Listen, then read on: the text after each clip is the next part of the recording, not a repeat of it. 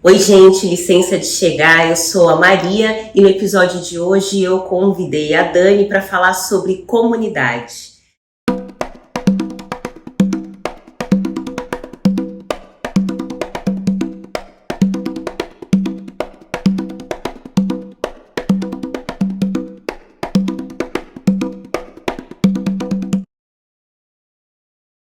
Esse ano, né, uma das coisas que eu tenho trabalhado é pensar em escrever, né? A Maria sabe do quanto, né, eu sou uma pessoa da fala, né, desse espaço. Eu falo, gente, eu preciso colocar isso em algum lugar, porque é muito significativo para mim. Então, tem vários momentos que eu percebo esse atravessamento, né? Às vezes ele é muito sutil, como foi. É sutil e, ao mesmo tempo, é muito poderoso, porque a impressão que eu tinha é que estava todo mundo assim, sabe? Todo mundo, de repente, se olhando e pensando assim, uau, somos um grupo de pessoas pretas aqui juntas, pensando num nascimento respeitoso para essa criança que vai chegar, né? Eu tinha impressão também, ao mesmo tempo, que todo mundo passava um pouquinho isso pela cabeça. E fora esses momentos em que a pauta não emerge assim, né, nominalmente, emerge ali enquanto uma experiência, uma vivência, tem os momentos em que ela emerge nominalmente, né? Às vezes alguma pergunta que eu recebo na educação perinatal, ela me abre a possibilidade de entrar nessa discussão, principalmente com mulheres pretas, ou mulheres em relações interraciais, né? Porque aí está nascendo ali uma criança que é essa mistura, e a gente vai esbarrar em questões, inclusive, de impacto epidemiológico.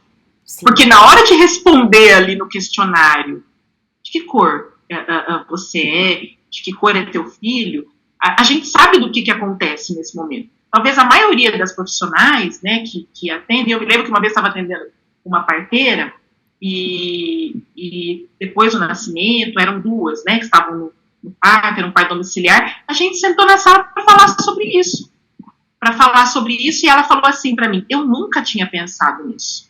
Porque qual que é o primeiro impulso da pessoa? Né? Ajudar essa mãe a preencher ali. Né? E uma vez que a ativação melaneica, digamos assim, ela vai se dando com o passar do tempo, que é o principal marcador, né? Claro, uma vez que o marcador de origem, né, como já dizia o bom e velho Horaci Nogueira, né, uma vez que o marcador de origem ele não está ali tão à mão, digamos assim, né, para ser a primeira coisa a se pensar, essa pessoa vai ali pela marca que não está presente naquele bebê.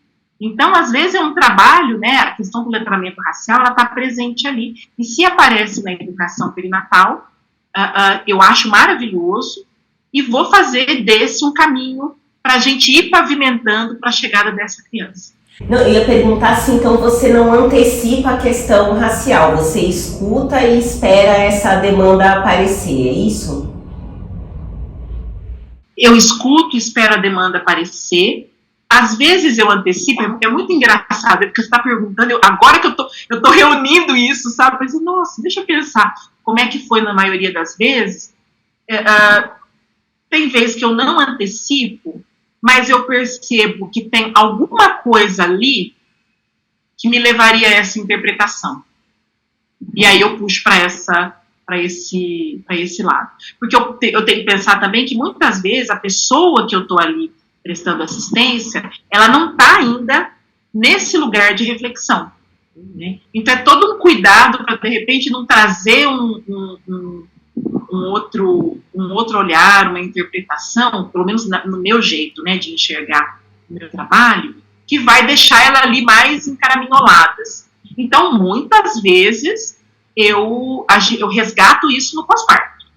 Né? Teve uma ocasião, eu atendendo uma mulher preta, que, assim, até hoje ela está na minha vida, sabe, uma pessoa que é muito importante para mim, me ajudou a compreender muitas coisas, assim, do que é essa experiência humana de botar gente no mundo, e eu não ia poder ficar com ela, né, era um atendimento solidário, não me deixaram ficar no hospital, ela só poderia ficar com o companheiro, e quando eu estava saindo, ela falou assim para mim, eu posso dizer não?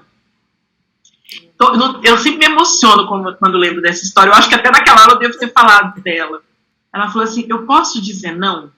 Eu falei, você pode, você deve dizer não, você pode pedir para explicar de novo, você pode pedir para pensar.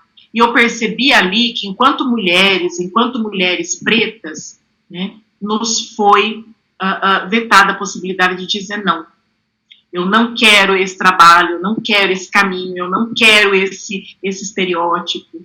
Né? Enquanto mulheres, de modo geral, e mulheres pretas, muito pior. E aí isso voltou na conversa no pós-parto. Né? Porque ela é uma pessoa também despertando por uma série de questões, e aí isso voltou no pós-parto, eu quis resgatar essa conversa, porque eu sabia que aquele dizer não para um procedimento, ou, peraí, não, eu quero saber por que você vai fazer isso comigo, aquele dizer não, ele poderia reverberar para mim. Ele poderia reverberar para outras relações, para outros momentos da vida dela. Vazar para fora, né? Vazar para fora dessa cena de parto. Essa é uma história que também me dá aquela torção na garganta, porque Noves Fora é sobre isso também, né? Você poder desenhar o seu espaço de existência e exigir que ele seja respeitado em alguma medida.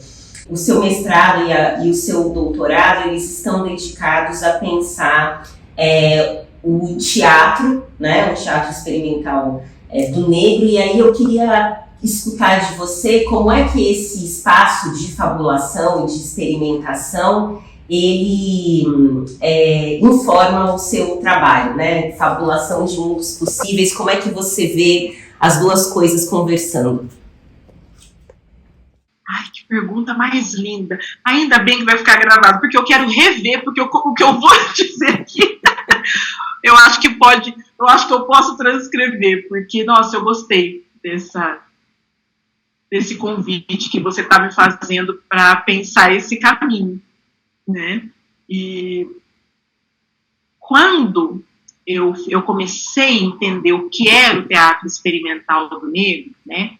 E muito rápido eu fui entender que a experimentação não estava numa proposta cênica que rompesse com aquilo que era comum lá nos anos 40, né? O teatro experimental do negro surge nos anos 40, no Rio de Janeiro, e a proposta não estava em romper com aquilo que era o cenário teatral em meados do século XX, né? A experimentalidade estava em proporcionar para o ator, para a atriz negra, a centralidade na peça. Então, tanto que as primeiras peças que eles vão encenar são do Eugene O'Neill, um autor norte-americano que escreve 3 peças que nos anos 30 fizeram muito sucesso, que foram escritas para pessoas pretas encenarem, porque elas traziam, para além da necessidade desse corpo negro estar em cena, elas traziam também uma dimensão do que era a experiência negra na diáspora. Então, experimental no Brasil era isso, ter pessoas pretas em cena. Né? Quando a Ruth de Souza, que é agora tema do doutorado, que eu estou retomando, né, daqui 2 semanas estou em aula de novo, vou retomar para encerrar esse trabalho, né, e isso me emociona muito dizer que eu estou voltando. A Ruth, quando ela diz, eu fui a primeira atriz negra a pisar o municipal, né, porque até então pessoas pretas entravam como prestadoras de serviço, de forma muito esporádica, né, não havia uma presença na plateia também tão massiva, e a Ruth traz essa fala para dizer desse pioneirismo e de experimentar pisar naquele chão. E aí, quando você me pergunta, né, onde é que isso se encontra com a minha prática, eu faço um exercício que eu fui fazendo conforme eu fui me tornando doula, né, porque quando eu me vi tendo tido, né, as crianças interessadas em estudar mais sobre isso, e fui fazer o curso de doula, eu pensava, nossa, será que eu estou me afastando daquilo que eu estava fazendo antes? Né? Só que lá até eu brinco, né? Eu falo, não, teve um momento que a doula deu a mão para a socióloga e elas estão caminhando juntas pela vida. Né? Teve um momento que eu percebi isso, gente, para mim que dá para ser. As duas vão. Então, a vida inteira, quando alguém perguntar, qual que é a sua profissão? Eu sempre vou preencher, vou dizer socióloga e doula. Né? Até porque a palavra doula se espalhe pelo mundo. Né? E também existe no meu fazer uma ideia de experimentar uma vivência de nascimento que seja respeitosa para todas as pessoas. Para todas as pessoas que estão chegando sem a marca da violência. E aí, quando eu estou atendendo, obviamente, todas as pessoas que me procuram, quem quiser fazer essa caminhada, esse trajeto, chegar até mim, mas eu estou buscando chegar nas pessoas pretas, eu estou buscando entender como é que isso se dá para pessoas indígenas no Brasil, para mulheres indígenas, para mulheres pretas, porque a ideia de experimental é experimentar uma vivência sem a violência racista. E nesse caso, tanto no palco quanto na sala de parto, o meu propósito é o mesmo. Quando eu olho para o palco, eu estou buscando uma vivência do teatro em que corpos negros estejam presentes e dizendo para a plateia, isso aqui também é possível para mim. Né? Tem uma história linda que depois teve uma experiência do Teatro Experimental do Negro em São Paulo. Começou em 1953. E no Rio também acontece, tem alguns relatos, mas eu me lembro de um relato da experiência paulista, em que uma das atrizes era empregada doméstica.